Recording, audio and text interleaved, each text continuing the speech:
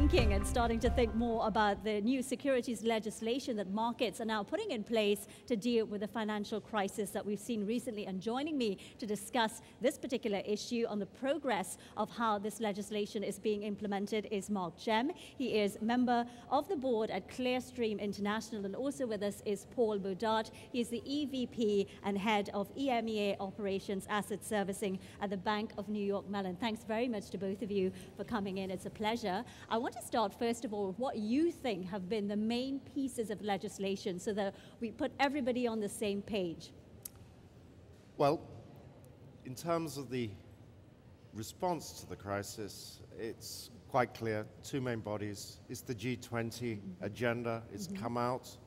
Basel III, passed into legislation in the European Union, regulation, in fact, CRD4. It's Dodd-Frank, this side of the Atlantic.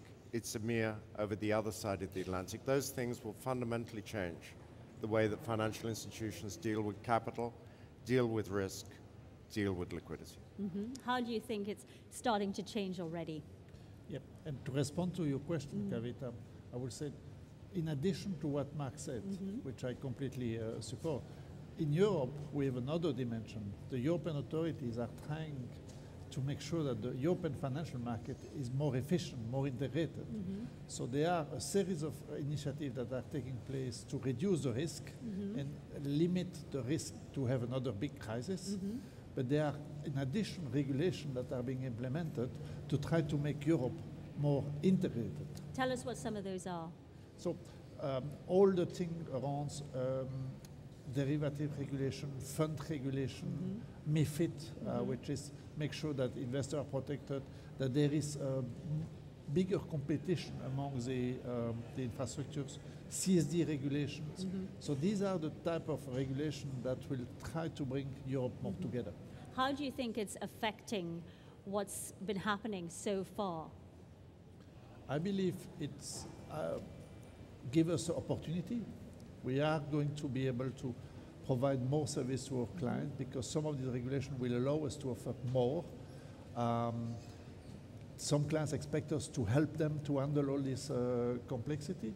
But the flip side, Kavita, is very clear to me. There will be additional costs for us. We will have to do more than what we do today. We will have to take more responsibility for what we do today than we have been before. Yeah, let me jump in, Paul. It's very clear that we exist. And what do we do with the back end of the securities business? We keep the securities safe and we move them from one owner to another owner, which doesn't sound so hard. And we've come into existence over the last generation in order to reduce the costs of trading those securities and holding those securities.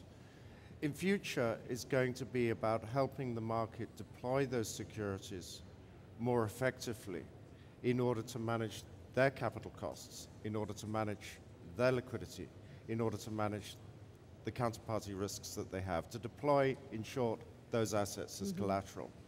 The difficulty that you mentioned, that Europe is engaged on fundamentally political agenda of structuring how this single market will look. And that agenda has been overtaken by the safety agenda post-crisis. But where the two things come together is a more efficient post-trade infrastructure in Europe will enable us to meet the premier goal of deploying capital and liquidity more effectively.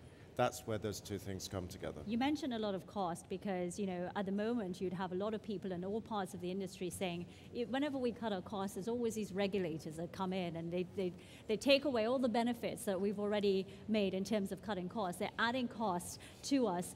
Is there a bright spot for them? Because obviously more regulation is going to be coming down the pipe.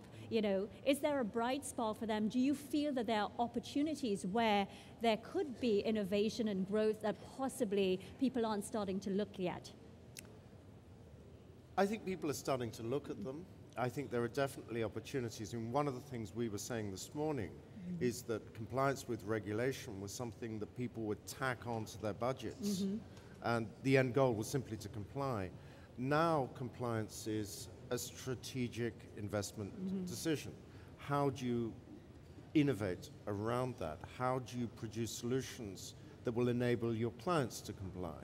enable them to comply more efficiently, more effectively. So huge opportunity, but as Paul says, at huge cost at a time when all of us have train wrecks for investment budgets. Can you give us some examples of how you're helping clients innovate around the high cost of regulation? I can give you a few examples. The first one is Solvency II, which basically is similar to Basel III, but for insurance business. We are going to help our insurance clients to manage what Solvency II requires for them. On the fund side, AIFM is going to regulate the hedge fund industry, which I think is not bad, but it will change the way the business is organized. How? So far, the hedge funds have been using their prime broker as the safekeeper of their assets. That is going to change, because I think the prime broker role is different from being a custodian, so they will move that activity to us. And then I think the most across-the-board change is in the collateral sphere. Our industry is risk-adverse more and more. As a result of that, more and more the financial transactions are backed up by collateral. EMEA and Doctrine will bring most of the derivative business to CCPs, where more collateral will be needed. And collateral is not infinite. Collateral is limited. So we have to help our clients to say, how do I manage my collateral efficiently? How do I move it from one pocket to the other? How do I move it across time zone? These are examples of opportunities. I'm just conscious of a story I read in the Sibos issues this morning. Massive headline, there is no set thing such as risk-free system. Do you believe that? Absolutely. Regulation is very often about making sure that the last crisis doesn't happen again. By definition, we're less good at figuring out how to regulate against the next crisis.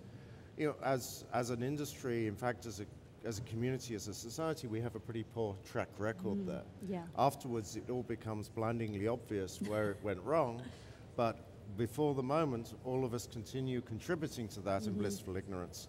All we can do is correct and calibrate around the things that we know we have got wrong.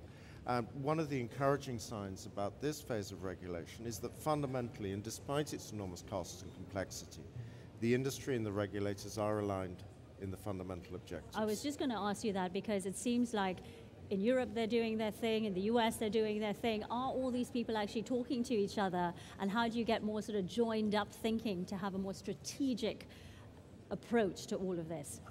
I believe that for what is on the agenda of the G20, there is close coordination. Will that end up in a perfect world? I don't know. You've seen Basel III, the rules are set Yes. For the world, but the Swiss have already said, I'm going to go beyond that. Yes. So there are differences.